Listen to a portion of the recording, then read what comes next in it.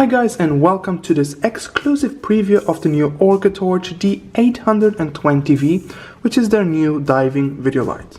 This is based on their existing D810V. This is only, just to let you know right away, this is only a prototype which was sent to me. This is not the final version. I repeat, not the final version.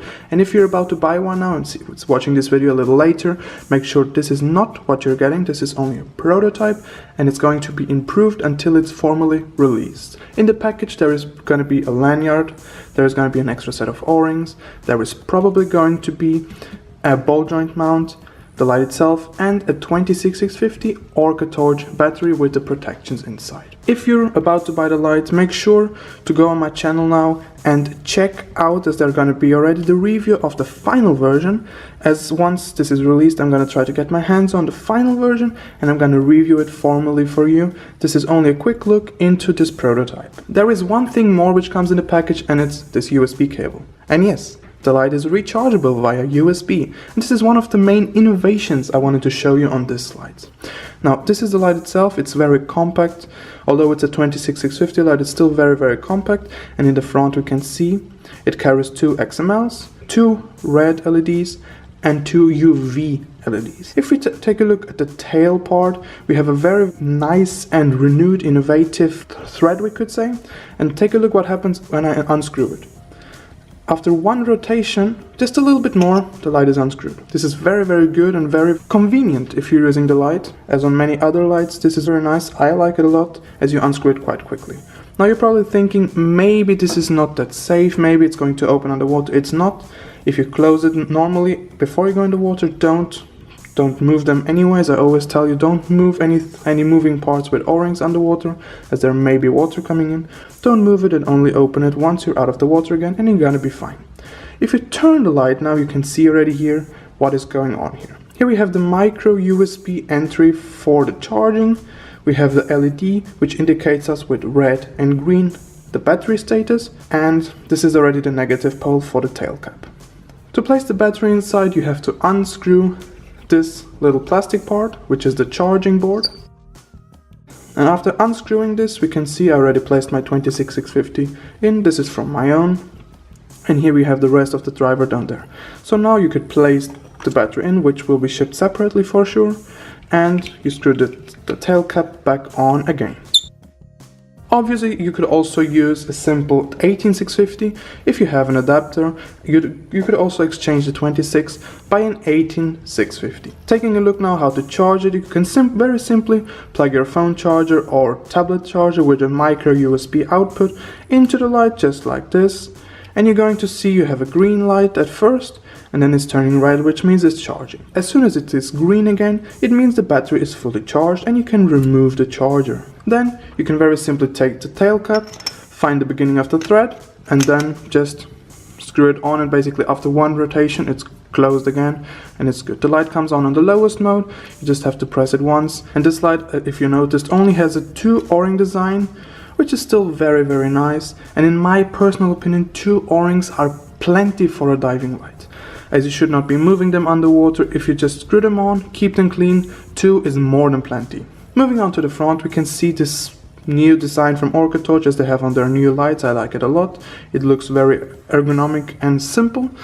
And on the top here we have rumors that this switch is going to be made out of titanium, which means the material is much more resistant to salt water and corrosion, and therefore they might not need to anodize it. And personally, I actually like the look of this metally and not everything black, so it looks quite nice actually. Here we have the marking D820V, and the serial number is going to be down below. In the front, as I said, we can see the 6 LEDs in total, and rumors are that the new version, or the final version when it's released, is going to have 4 white LEDs. I hope they stick to the 4 XM-Ls and don't replace the 2 XM-Ls by 4 XPGs. Now let's take a look how the switching works. If you press the light once, we are at 1200 lumens in the case of this prototype. I remember the final version is going to be different, and we're gonna review it on my channel further in the future. If you press it again, we have an output of 400 lumens, they state on this prototype, and if you press it again, it's off.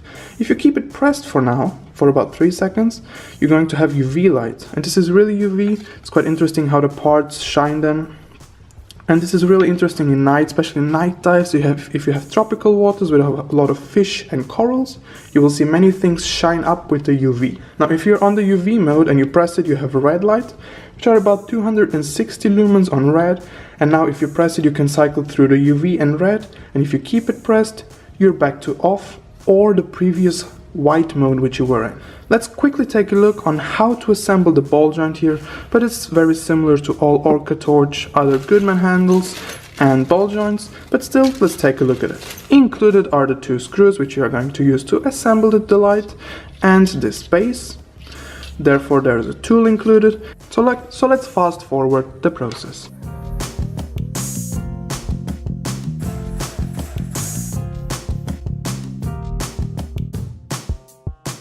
Alright, before tightening any of the both, just make sure it's aligned so it's not sticking to the sides. Just make sure it's kind of aligned in the middle and then give them a good tight, and I really recommend you to tighten them well, otherwise you might lose this part underwater. Then you just take the ball joint part and easily screw it on to here, and there is a small O-ring which will keep it kind of tight. There we go. This won't go anywhere, and you have the ball joint to mount onto your diving tray or use it in your hand like this. Now we have assembled the light, we have seen how it works. Now let's jump in the water and take a look how the light looks underwater and see how it performs in the diving environment.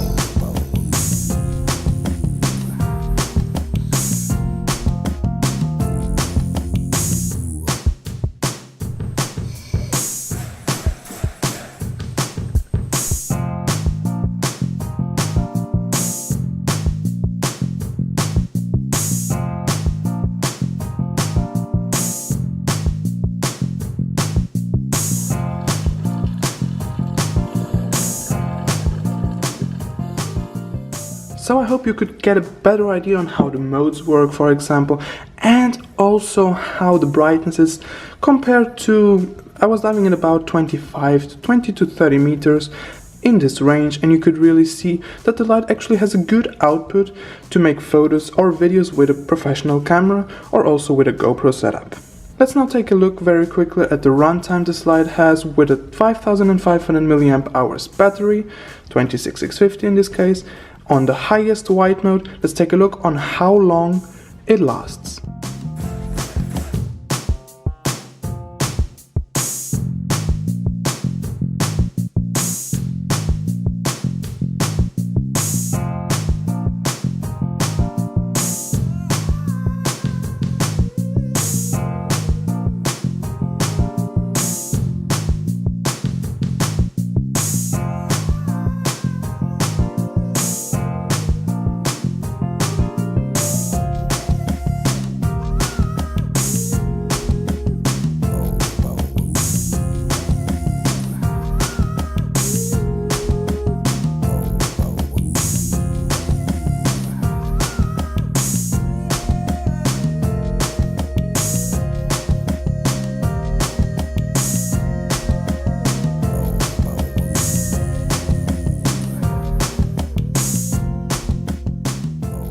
So guys, as you could see, after about 2 to 3 hours it starts to dim down to low mode, and over the hours it starts to dim and dim and dim and dim, and after 15 hours I switched off the light as it was really already so dim that you could easily look at the LEDs from the front and see the LED pattern, so it was really dim, and I decided to switch it off. I like this feature for one side. For the other one, I don't like it that much, as the power which is used over all those hours could be squeezed into the first 2 to 3 hours and have a little more light. Although this feature is nice. Now let's imagine a scenario where you go diving during the day and you lose the light on the dive and you can't find it. And you have the ability to go to the same place at night, at the same night after a few hours, maximum 15 hours in this case, and you have the ability to search it at night, and this means if the light is still on, even quite dim, but you still have the ability of seeing the light, because if you're in total darkness and there's a bit of light, you're gonna find it much more easily than even during the day. So that's the main advantage of having this long battery life, even if it's only quite dim. Very quickly, the pros that I see on this light are very easy to spot is the new thread, which is very easy and convenient to open, the USB charging, which is very nice, especially if you're a diver who goes a lot on holidays. You don't have to carry an extra charger, you take your normal phone charger, take the USB lead, plug it in, and it's charging. Much more easy. Another one is the new switch design. I prefer this switch a lot compared to the D620, which is you have to press quite deep and you're never really sure when you're pressing it. Here you have really the feel when it's clicking, when it's pressing, and that's what I like a lot.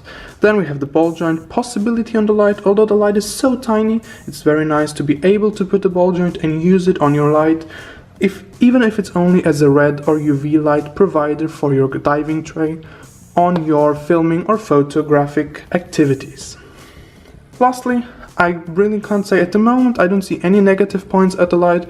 The only one is you could get a little bit more light out of it, especially if you have two Cree XM-Ls and you're only getting 1000 and 200, you could almost get a double with this LED setup. But as I said, I believe that when the final version is released, it's gonna have either more LEDs or also the two LEDs, but more power. I hope you enjoyed this video as usual. If you did so, leave me a like down there. If you have any questions or ideas about the light or which they should change before the final version comes out, leave them in the comment box below. Check out my YouTube channel for some other videos, and also don't forget to subscribe to my channel right here so you don't miss out any future videos, and also note the final review from the final released version of the D820V when it comes out. Thanks a lot for watching, stay tuned!